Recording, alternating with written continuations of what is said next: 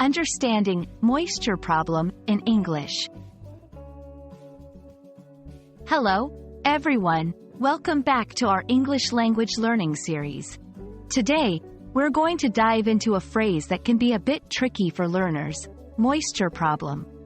This term is common in everyday conversations, especially when discussing housing, weather, or materials. By the end of this video, you'll understand not only what it means but also how to use it in various contexts. Let's get started. Moisture problem refers to an issue caused by the presence of too much moisture, or water content, in a specific place or material.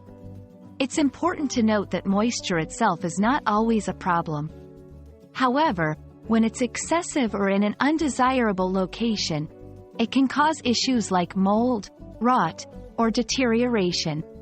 This phrase is often used in contexts like home maintenance, construction, or weather conditions. 1. Housing and buildings.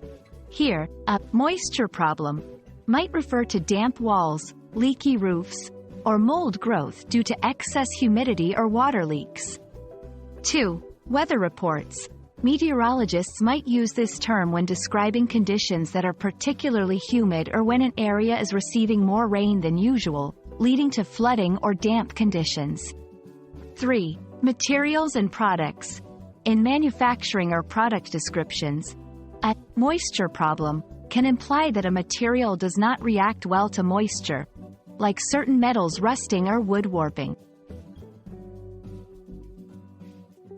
Identifying a moisture problem often involves looking for signs like water stains, mold, a musty smell, or condensation on windows. Resolving it can vary depending on the cause, but common solutions include improving ventilation, using dehumidifiers, fixing leaks, or using moisture-resistant materials in construction.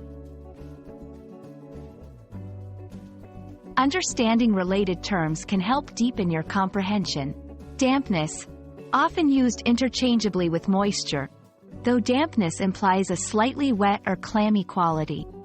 Humidity, this refers to the amount of moisture in the air. Water damage, a broader term that covers harm caused by water, which can include but is not limited to moisture problems. That's all for today on the topic of moisture problem. Remember, this phrase is commonly used in discussions about housing, weather, and materials, and it refers to issues caused by excessive moisture. We hope this video has been enlightening and helps you understand and use this term more confidently in your English conversations. Thank you for watching, and see you in our next video.